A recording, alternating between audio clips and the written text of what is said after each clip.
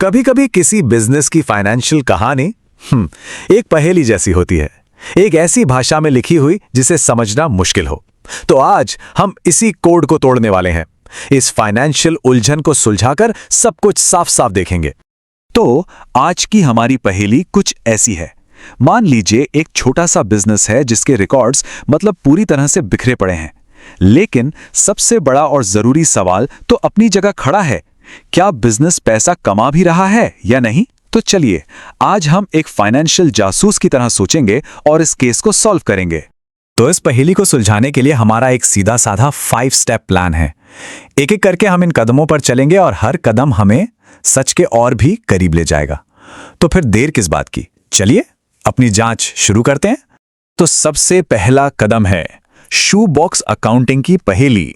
ये नाम ही अपने आप में सब कुछ बता देता है ना? जब सामने सिर्फ कागजों का एक ढेर हो तो सवाल यही उठता है कि आखिर शुरुआत करें भी तो कहां से। जरा सोचिए, एक ऐसा एंटरप्रेन्योर है जो अपने काम को लेकर बहुत पैशनेट है। उसके पास रसीदों और बिलों से भरा एक जूते का डिब्बा तो है, लेकिन कोई प्रॉपर फॉर्मल खाता बही नहीं है। अब उसके दिमाग में सबसे बड़ा सवाल क्या है? यही कि क्या पिछला साल बिजनेस प्रॉफिटेबल था, और यही वो असली चुनौती है जिसे ये तरीका हल करता है। ठीक है, अब आते हैं हमारे दूसरे कदम पर, यानी अधूरे रिकॉर्ड को डिकोड करना। देखिए, किसी भी अच्छी जासूसी में सबसे पहले क्या जरूरी होता है? अपने सुरागों को ठीक से समझना। बस वही हम यहां करने वाले हैं। अच्छा, तो अकाउंटिंग की एक कह लीजिए आइडियल दुनिया होती है जहां डबल एंट्री सिस्टम चलता है। इसका मतलब है कि हर लेन देन 2 जगह रिकॉर्ड होता है, एक तरह का चेक एंड बैलेंस सिस्टम। इसे गोल्ड स्टैंडर्ड माना जाता है। लेकिन असल दुनिया में, खासकर छोटे बिजनेस के लिए, हकीकत अक्सर अलग होती है। वो काम करते हैं अधूरे रिकॉर्ड्स पर, जो कि कैश रसीदों और बिलों जैसे जो भी डॉक्यूमेंट्स हाथ लगे उनसे बनाए जाते हैं। तो फिर टेक्निकली ये अधूरे रिकॉर्ड हैं क्या? देखिए, सीधी सी बात है, ये एक ऐसा अकाउंटिंग सिस्टम है जो डबल एंट्री के नियमों को फॉलो नहीं करता। पर इसे गलत या खराब समझने की जरूरत नहीं है। ये तो बस एक तरीका है, जो भी जानकारी मौजूद है उसके टुकड़ों को जोड़कर एक पूरी तस्वीर बनाने का। चलिए अब आते हैं तीसरे और बहुत ही इंटरेस्टिंग स्टेप पर। अब हमें लेना है एक फाइनेंशियल स्नैपशॉट, और इसके लिए हम इस्तेमाल करेंगे हमारे जासूसी कट का एक बहुत ही खास टूल, जिसे कहते हैं स्टेटमेंट ऑफ अफेयर्स। तो ये स्टेटमेंट ऑफ अफेयर्स आखिर है क्या भला? आसान भाषा में समझिए, ये किसी खास तारीख पर बिजनेस की एक फाइनेंशियल फोटो है। देखने में ये काफी हद तक बैलेंस शीट जैसा ही लगता है, लेकिन इसका असली मकसद उन बिखरे हुए रिकॉर्ड्स में से बिजनेस की पूंजी मतलब उसकी नेटवर्थ को ढूंढ निकालना है। और यही हमारी इन्वेस्टिगेशन का बेसलाइन है, वो शुरुआती बिंदु जहां से हम आगे की कहानी समझेंगे। चलिए अब इसे प्रैक्टिकली देखते हैं। ये जो दिख रहा है, ये है हमारी पहली तस्वीर, जो हमने साल की शुरुआत यानी 1 जनवरी को ली है। एक तरफ है देनदारियां या लाइबिलिटीज, मतलब वो पैसा जो बिजनेस को दूसरों को चुकाना है, और दूसरी तरफ है संपत्तियां या एसेट्स, यानी वो सारी चीजें जो बिजनेस की अपनी हैं, जैसे कैश, स्टॉक वगैरह। अब इन दोनों के बीच का जो गैप है वही हमारी शुरुआती पूंजी, जो इस केस में है $3000। तो बस ये बन गया हमारी जांच का स्टार्टिंग पॉइंट। अब फास्ट फॉरवर्ड करते हैं और सीधा साल के आखिर में चलते हैं एक और फोटो खींचने। यह है 31 दिसंबर का स्टेटमेंट ऑफ अफेयर्स। साफ दिख रहा है कि एसेट्स और लायबिलिटीज के नंबर बदल गए हैं, लेकिन सबसे मजेदार बात पता है क्या है? हमारी पूंजी, जो कि बैलेंसिंग फिगर है, वो अब बढ़कर $6500 हो गई है। वाह! इसका मतलब तो साफ है कि साल के दौरान कुछ तो बड़ा हुआ है।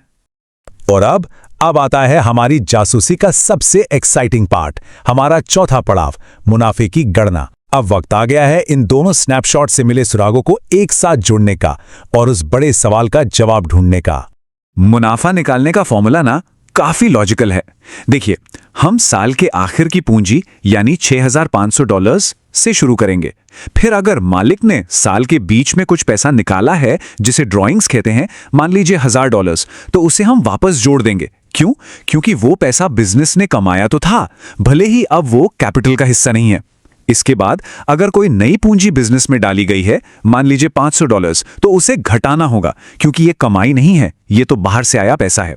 और आखिर में हम साल की शुरुआत वाली पूंजी यानी $3000 को इसमें से घटा देंगे।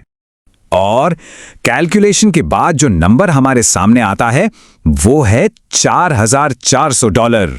बस पहेली सुलझ गई। मतलब इतनी सारी उलझन, बिखरे हुए कागजों के बावजूद इस बिजनेस ने साल में $4,400 का साफ सुथरा प्रॉफिट कमाया है।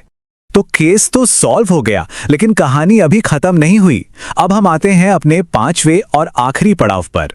हमें यह भी तो समझना होगा कि ये तरीका जितना आसान है, इसकी कुछ बड़ी सीमाएं भी हैं। तो चलिए अब जरा इस मेथड का एक ऑनेस्ट रिव्यू करते हैं।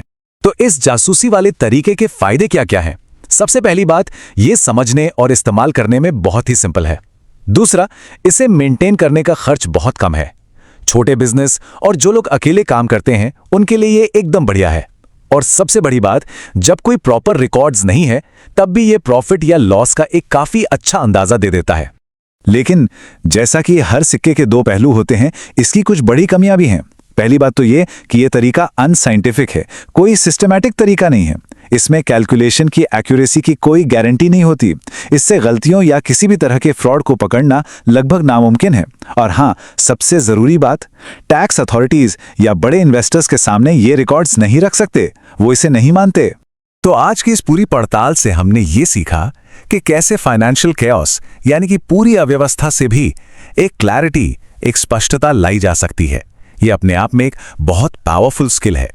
लेकिन जाते जाते एक सवाल छोड़ जाते हैं कि क्या ये तरीका शुरू से ही सब कुछ व्यवस्थित रखने का एक अच्छा विकल्प हो सकता है?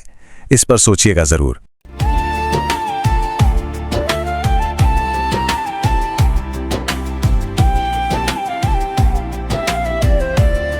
क्या आप ढूंढ रहे हैं स्कूल में एक शानदार अवसर, या अपने स्कूल के लिए चाहते हैं सबसे बेहतर वैकेंसी की खबर?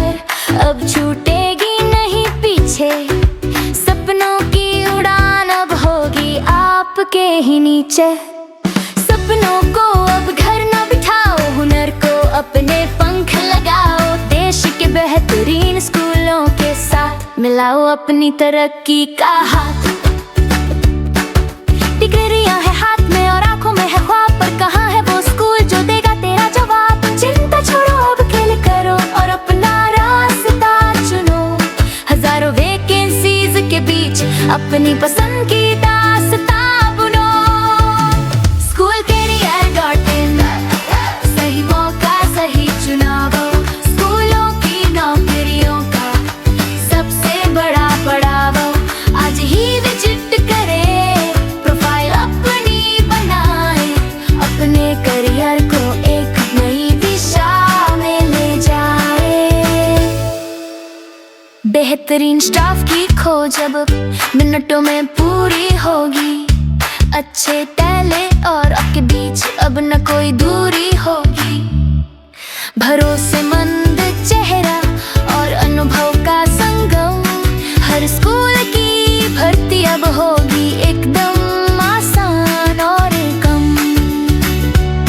सिर्फ एक वेबसाइट नहीं, ये भरोसे का नाम है।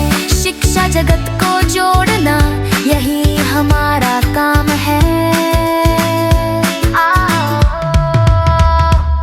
SchoolCareer.in, सही मौका सही चुनावो। स्कूलों की नौकरियों का सबसे बड़ा पड़ावो। SchoolCareer.in, सही मौका सही चुनावो। स्कूलों की नौकरियों का सबसे बड़ा पड़ावो। नमस्कार। क्या आप स्कूल में नौकरी ढूंढ रहे हैं लेकिन सही वैकेंसी की जानकारी आपको समय पर नहीं मिलती? और अगर आप एक स्कूल चला रहे हैं तो क्या आपको भी योग्य और भरोसेमंद स्टाफ ढूंढने में परेशानी होती है? आज यही समस्या हजारों लोगों और स्कूलों के सामने है। दोनों को एक दूसरे की जरूरत है, लेकिन फिर भी दोनों एक दूसरे तक पहुंच नहीं पाते। यही समस्या हमने देखी और इसी से जन्म हुआ SchoolCareer.in का।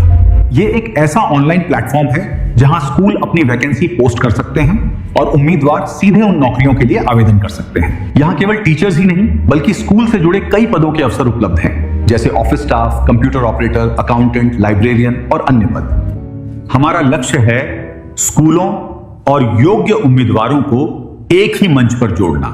अगर आप स्कूल में अपना करियर बनाना चाहते हैं या अपने स्कूल के लिए बेहतरीन स्टाफ ढूंढना चाहते हैं तो आज ही विजिट कीजिए www.schoolcareer.in।